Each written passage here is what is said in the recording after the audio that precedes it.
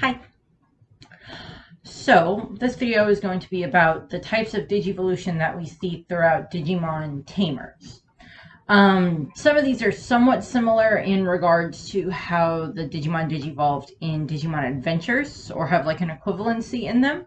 So pretty much as I mentioned back when I talked about, I think I did a video where I talked about the different types of Digivolution that were in Digimon Adventures, or if not, they got explained while I was going through the different videos anyway.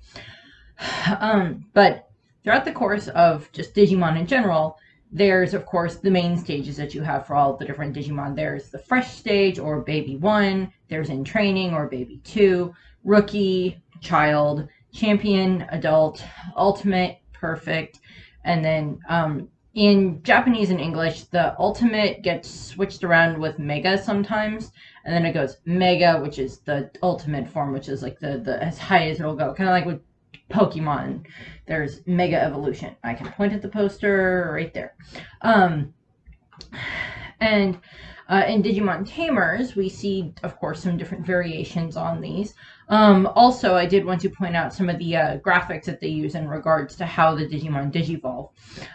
One of the things that I always thought was so interesting about Digimon was, I mean, with Pokemon, there's, the general sense of like, as something digivolves, you can, for the most part, kind of deduce like, Pikachu into Raichu, or Pichu into Pikachu, or even into the Alola Raichu, or, even the different evolutions sometimes still have similar, setups in regards to like, they're still all bipedal and they still all have a similar body structure. Yes, they're all different typings, but that's kind of the way that Eevee is supposed to work. And then you have stuff like, Magikarp into Gyarados that is a bit more of a jump, unless you're familiar with like the carp into the dragon myth, or even Feebas into Milotic. So with Digimon, there's always these much more leaps in regards to like this turns into that. And kind of the way that they did that with Digimon Adventure or Digimon Tamers was Gilmon, who starts off as a dinosaur, ends up as like a knight in shining armor. Yeah, he's still red, but it's a bit of a it's a bit of a jump for how he goes from dinosaur to bigger dinosaur to dinosaur with a cannon to knight in shining armor. And then even with Renamon, she's like fox into a fox with more tails, into a bipedal fox again in a robe that is a priestess, into like another knight in shining armor setup. But there's it's like, okay, that tracks maybe slightly more because she starts off bipedal and she ends that way and everything. And then you just get Terriermon, that is just Terriermon into Rapidmon, into Gargomon, into Rapidmon, into Mega Gargomon, that is literally just results as like bunny thing turns into giant freaking missile launcher tank thing. It's like, where's the jump in this logic? I don't know. I mean, like Digimon Adventures did that occasionally as well, like cat into angel, or weird little pygmy thing that Patamon into an angel as well, in regards to Gatomon into Anjuamon and Patamon into Angemon. There's a bit of a, okay, I'm missing the jump in logic here. But okay. There's those instances where it's just like, where'd the jump in logic go? I don't get it. And I mean, like, yeah, some of it's probably based off of just like the evolution of technology or things like that.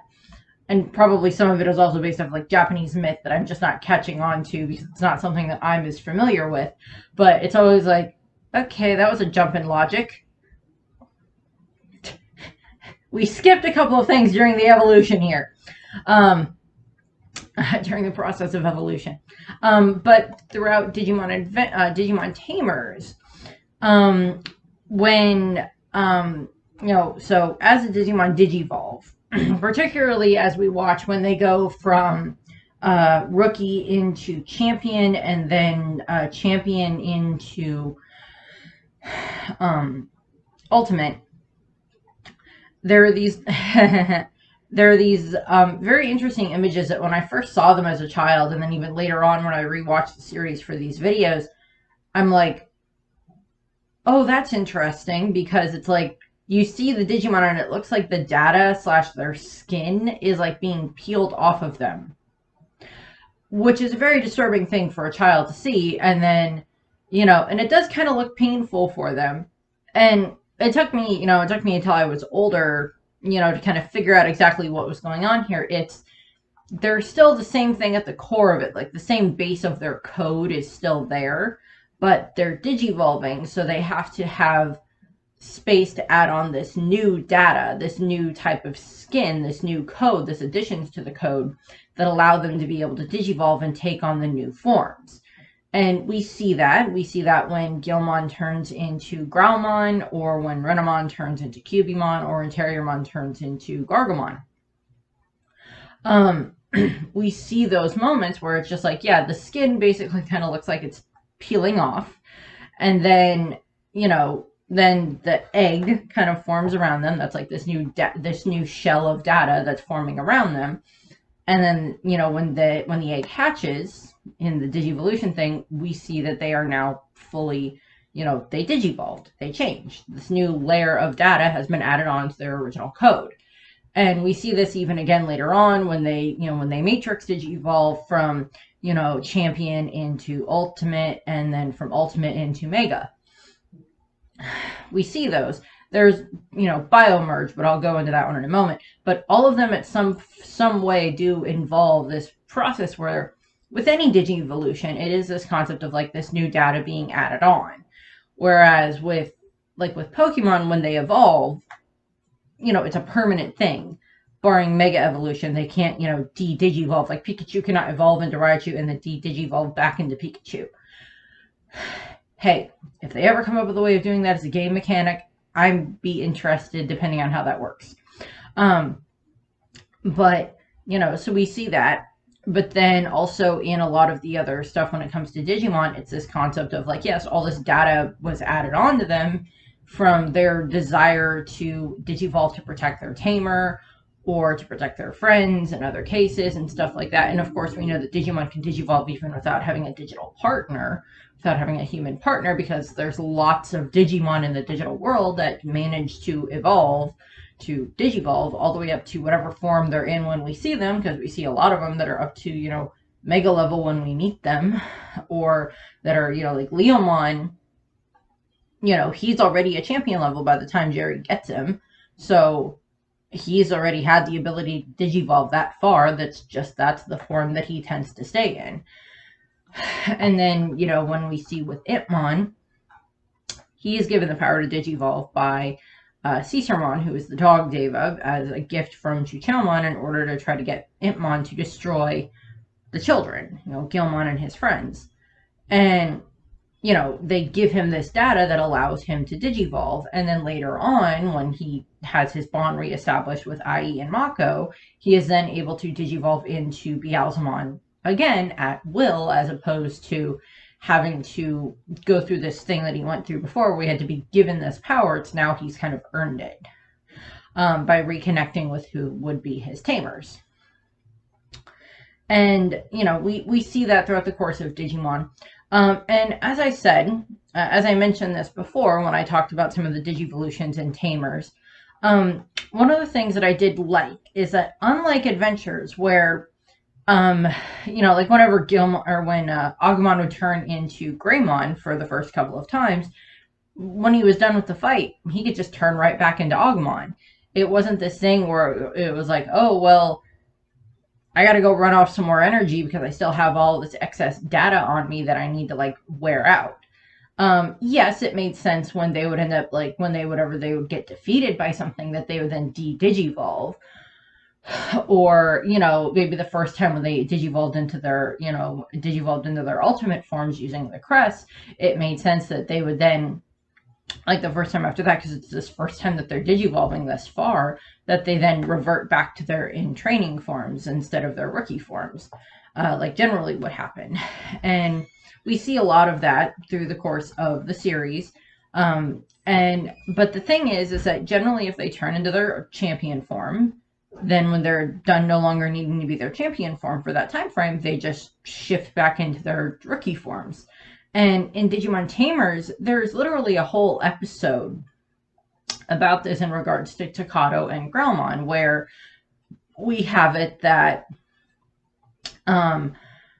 when they digivolve for the first time, and we saw this with Terriermon as well, that when Terriermon digivolved for the first time into Gargomon, he, when he was in the game before Henry actually got a hold of him, he couldn't control himself. And then when that happened in the real world for the first time, he ended up attacking Rika and Renamon and just ignoring all of Henry's orders, because it was this overload of data into Terriermon. And he didn't have a way of like controlling it and preventing himself from attacking people. And he eventually just had to wear himself out or get like his sense knocked into him, which is, I think Renamon kind of does a little bit of that with some help from Gilmon. And, and then of course, Henry then has to find a way to get Terriermon to de-digivolve back from Gargomon and back into Terriermon form. And, that does eventually happen. But it's just basically Henry's logic is that, well, he has to wear out all the rest of his data. He's like has all this extra data from when he digivolved, and now he has to like wear it out of himself. And we see the same thing happen later on when Gilmon turns into Growlmon for the first time, where Takato can't really hide Gilmon anymore because he's so big as Growlmon, and he spends like a good portion of part of the day and into the night trying to like have Growlmon like wear himself out. And they try everything. They try exercise to wear him out.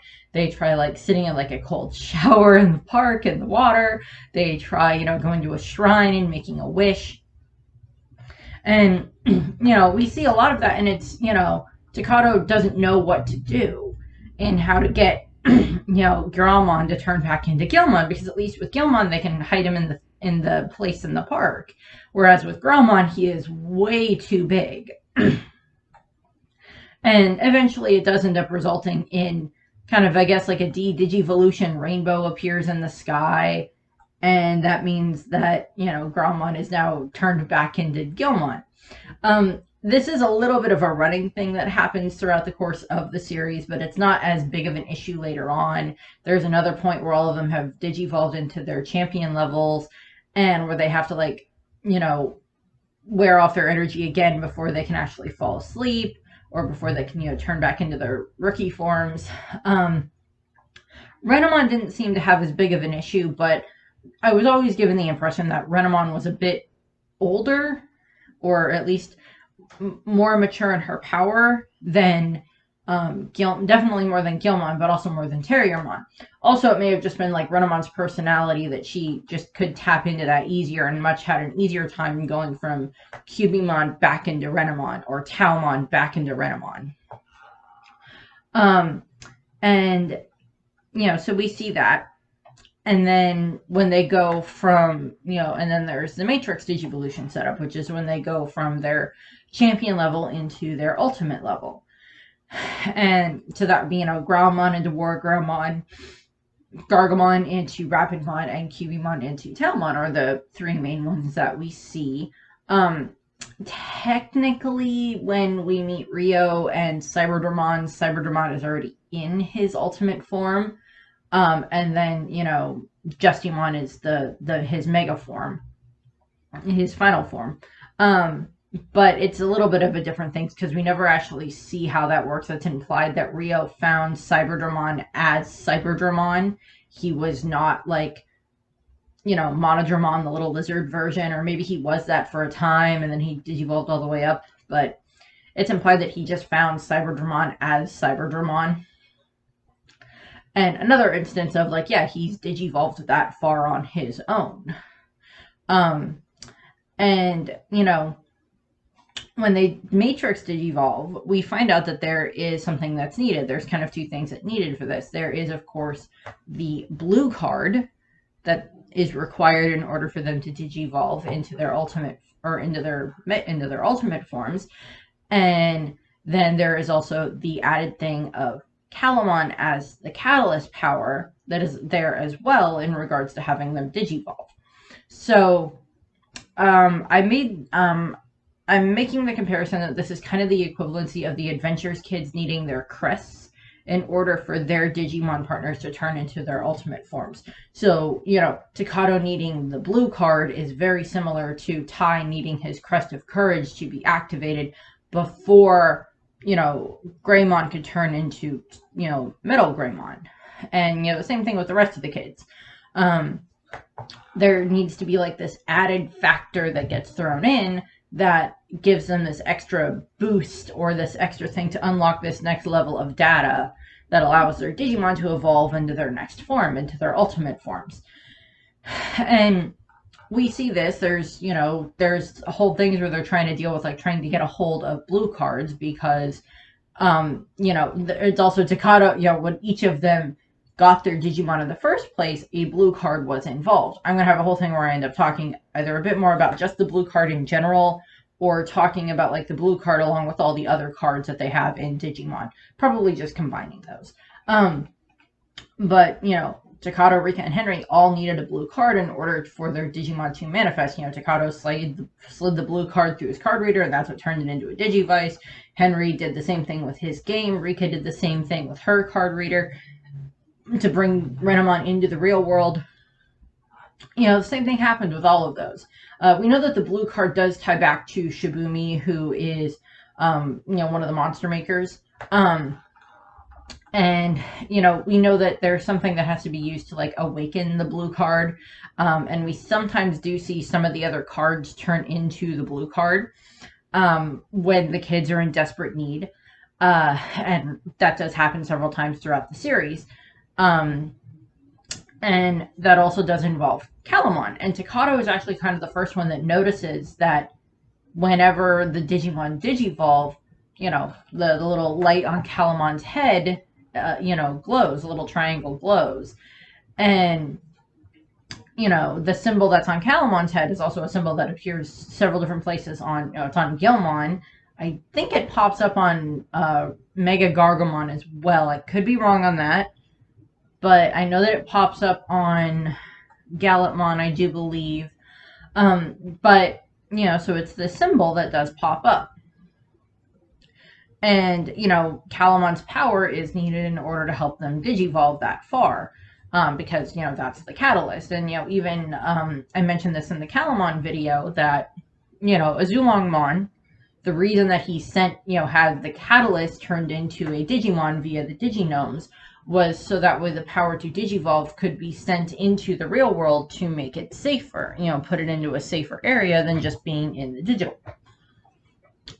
Then we move on to Biomerge Digivolution. So Biomerge Digivolution is quite obviously when the kids and their Digimon merge together. And we've only seen the four of them able to do this. Takato, Rika, and Henry, and then Ryu are the four that are able to achieve this. We do not know if down the line, if like Kazu or Kenta would be able to do this, or if Suzy would be able to pull this off with Lopmon. But I doubt it. I guess it would be a possibility for like Kazu. But I don't think Kenta, simply because Marine Angemon is already a Mega level, or is already an Ultimate Mega level, is already a Mega level. So I don't quite see that happening. But what we see that has to be a requirement for when they biomerge, which is kind of representative as the Digimon's, this version, the Tamers version of like warp digivolving or DNA digivolving. The warp digivolving and the fact that they go from being in their rookie forms and combining with their Tamers all the way up to their ultimate form, or all the way up to their mega forms right away.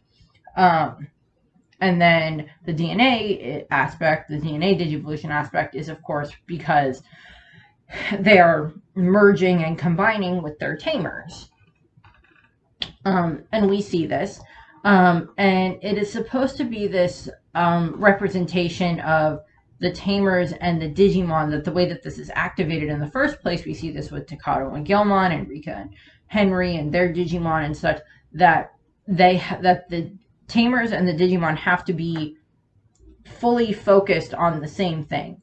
For Takato and Gilmon, it's being able to take down Beelzemon And Takato, having apologized to Gilmon for, his warped, dark, failed Digivolution into Megidramon.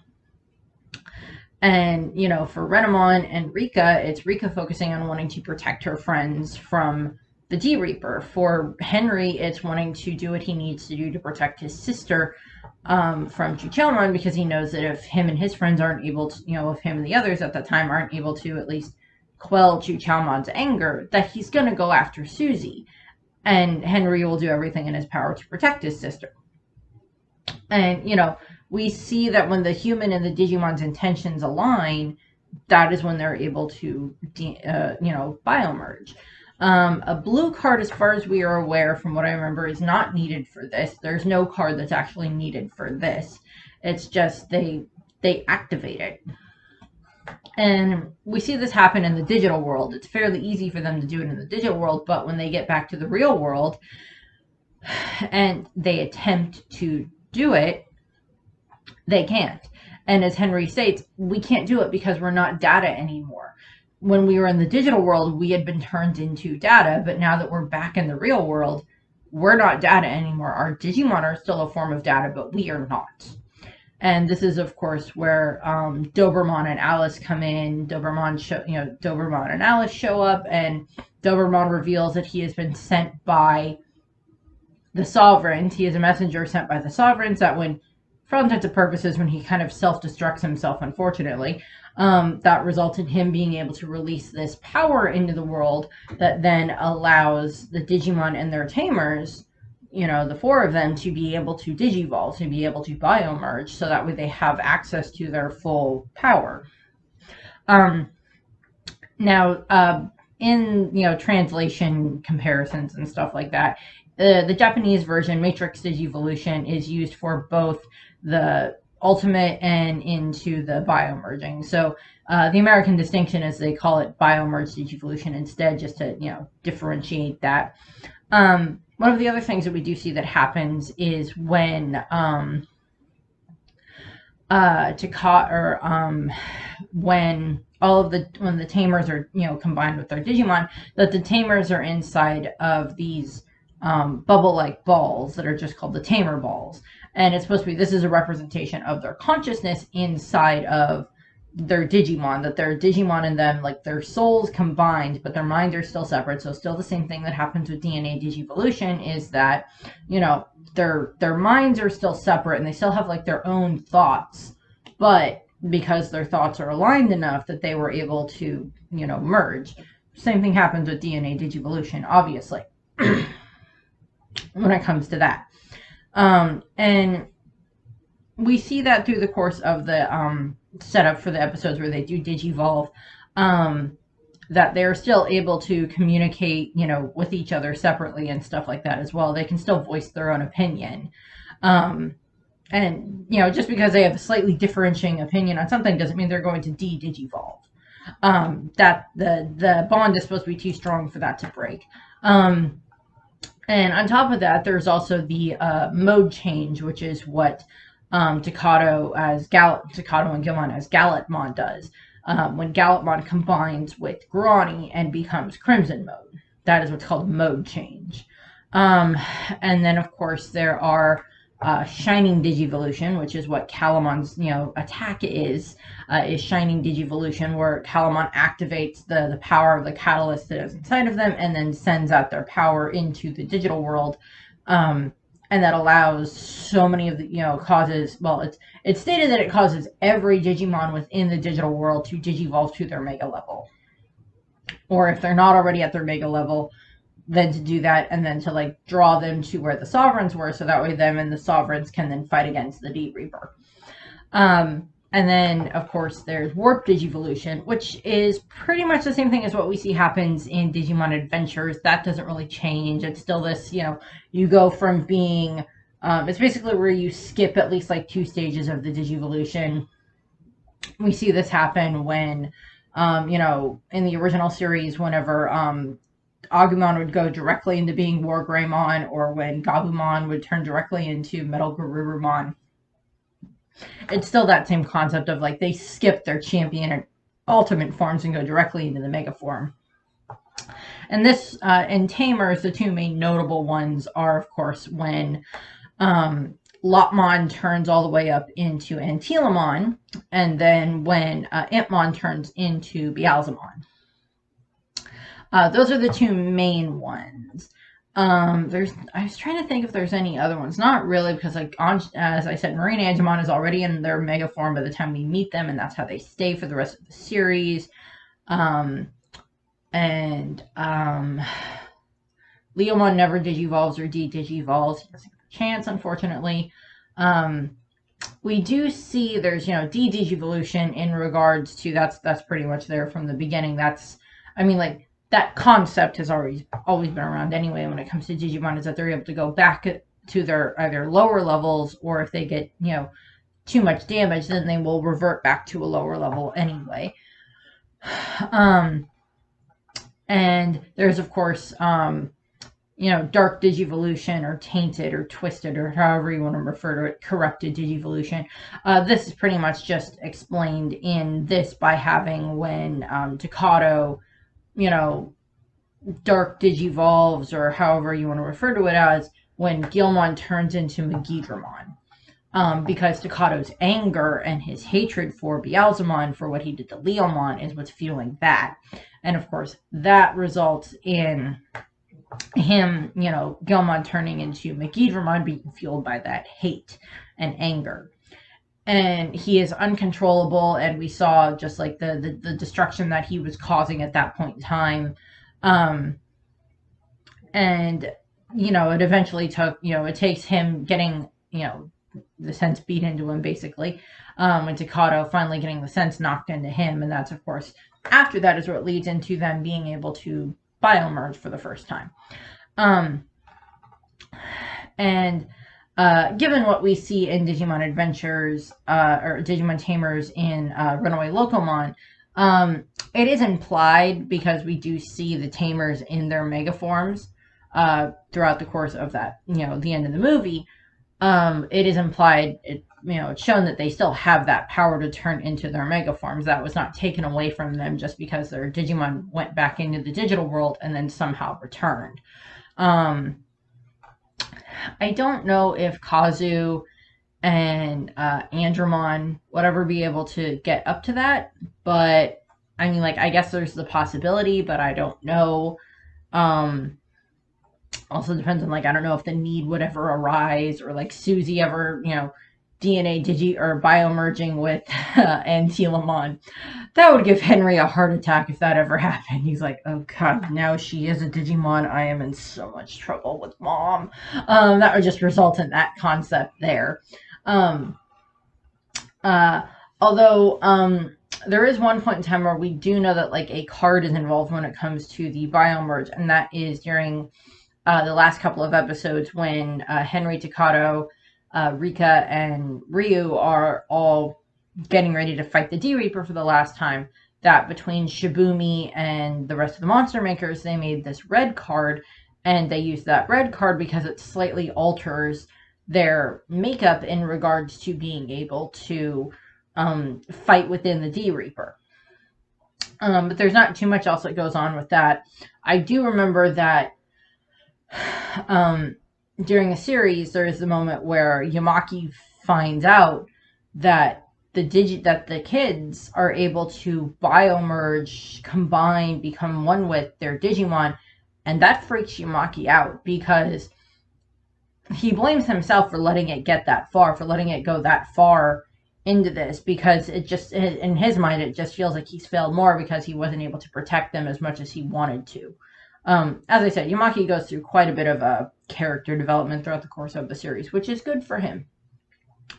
And so we see that when it comes to Yamaki, and it even, it worries the rest of the monster makers as well, because it's they didn't realize that was a possibility, that their children combining with Digimon was a possibility. And then, of course, that concept of, humans and Digimon combining and the humans kind of becoming Digimon takes on a whole new meaning when you get into Digimon Frontier, which whenever I finish up with Digimon Tamers, there'll be a bit of a lag, and then I'll end up doing a bunch of the, Digimon Frontier when I get to that. But that's literally the humans become Digimon, which I always thought was an amazing concept anyway. But so we see a lot of those various forms of Digivolution throughout the course of Tamers. And again, just like the data, their skin data peeling off and then turning, merging with them and, changing again. That was always weird. I always found that very weird and disturbing as a child, and I still find it slightly disturbing now. And every time I see him, like, ugh, it creeps me out. I'm like, my skin, I don't want it to be peeled off. Ow, no.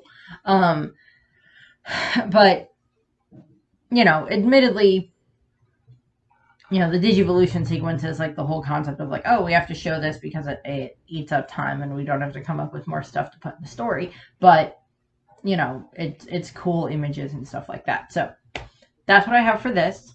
I thank you very much for watching. I hope you enjoyed the video. If I missed anything about Digimon Digivolutions and Tamers, please let me know. I don't think I missed anything, but there's always the possibility that I did. So I thank you for watching. I hope you enjoyed the video, and I hope you have a nice rest of your day. Bye!